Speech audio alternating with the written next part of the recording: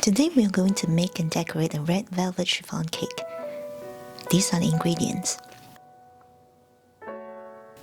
First, mix the oil and flour. If you have seen my previous chiffon cake videos, you'll know that I use the same method in mixing the ingredients for the egg batter.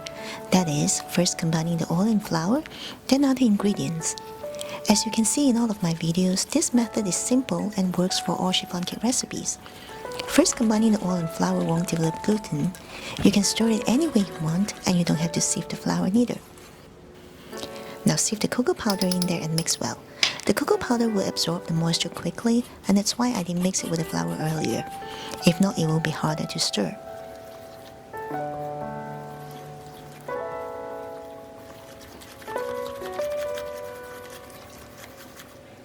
Now add the milk, egg yolks,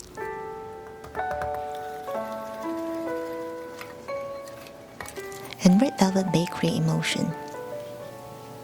Stir until all well combined.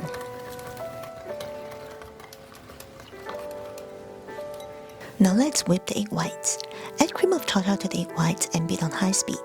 Cream of tartar can stabilize the meringue. If you don't have it, you can add a small teaspoon of lemon juice or vinegar instead. You can also use a hand mixer for this. Both methods will work just fine. When you see big bubbles forming, add a third of the sugar.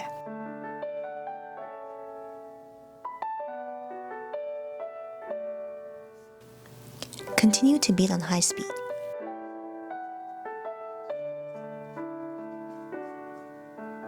When the foam becomes finer and silkier, you can add another third of the sugar.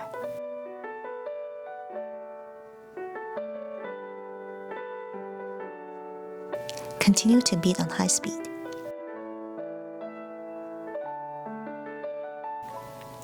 The foam will continue to get silkier, and you will start to see some texture lines or trails. At this point, you can add the remaining sugar and beat on medium-high speed.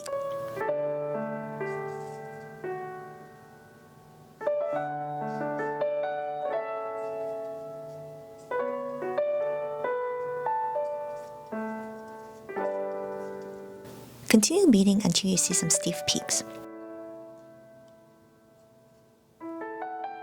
After lifting the whisk, the meringue is stable and firm and the peak will not drip.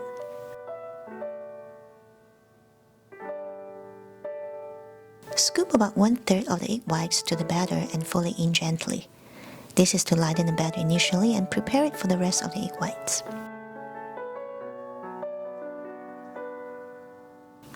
Once it's mixed well, change to a spatula and pour it into the egg whites.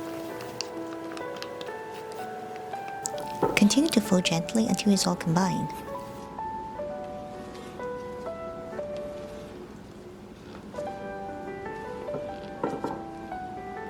Repeat this movement until the batter is homogeneous. Don't overdo it.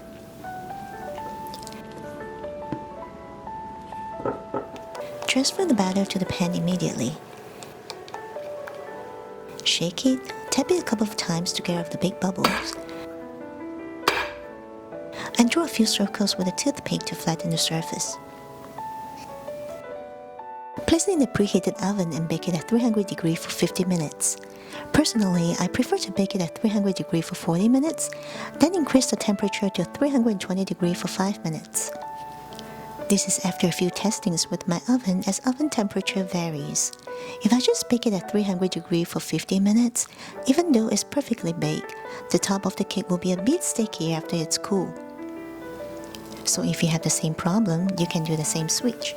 Once it's out of the oven, tap it on the table once, then cool it upside down. It will take 2 to 3 hours to cool completely. While waiting for the cake to cool, let's make some chocolate feathers. I'm using chocolate wafer to make the garnish because it's easier to handle. You can also use the regular white chocolate or chocolate chip. Melt it in the microwave for about a minute. Once it's melted, dip a knife into it. Press it on a piece of plastic sheet or parchment paper. Then put the knife away.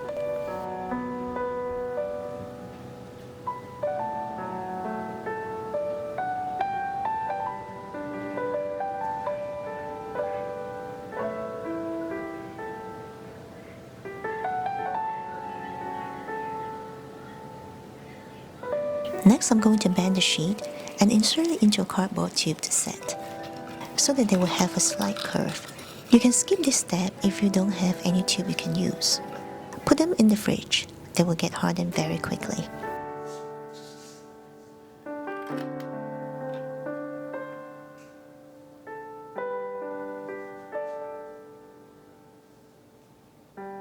Heat the knife by dipping it into a pot of boiled water. Dry it out. Make some diagonal cuts like this.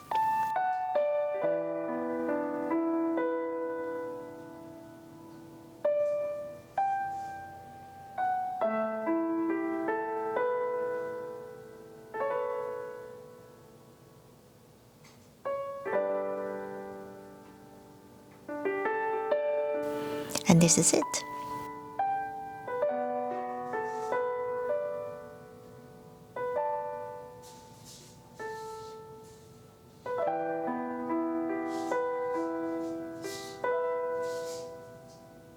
Now that the cake is cool, remove it from the pan slowly, then slice it into 3 layers.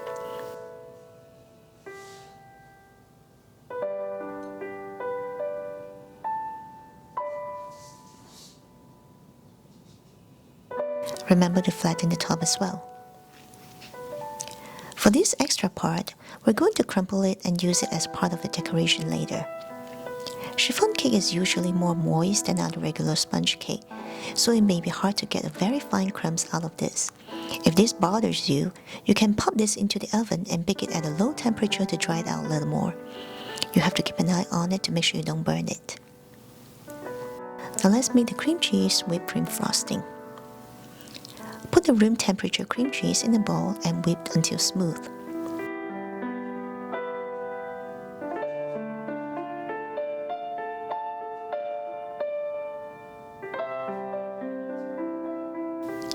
Add the sugar and mix well.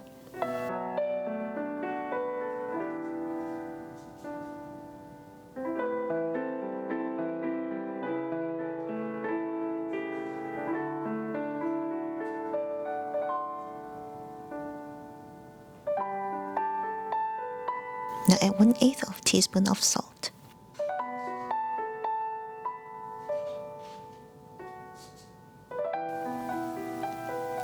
Now add in the heavy cream a little bit at a time.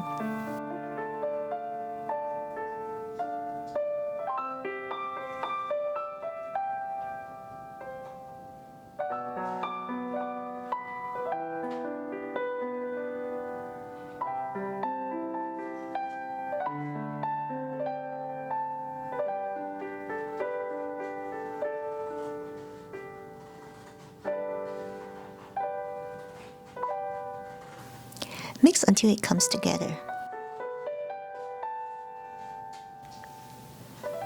And this is it.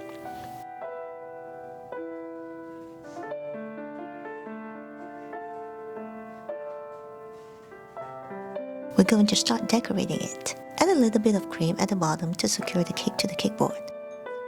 Then apply a layer of cream cheese frosting.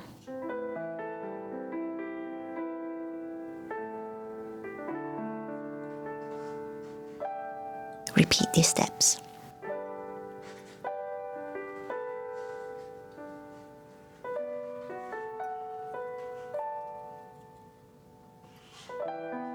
The top layer is usually the bottom of the cake. This is because it's usually the flattest part and will be easier to frost.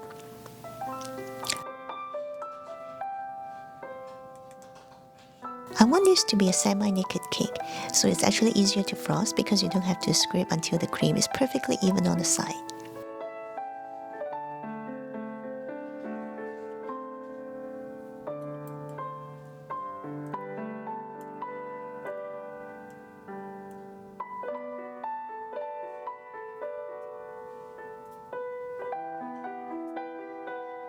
I piped some cream along the edge.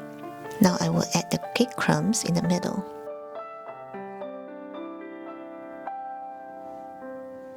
And the chocolate feather. Since I have some more crumbs left, I'm going to add some to the side as well.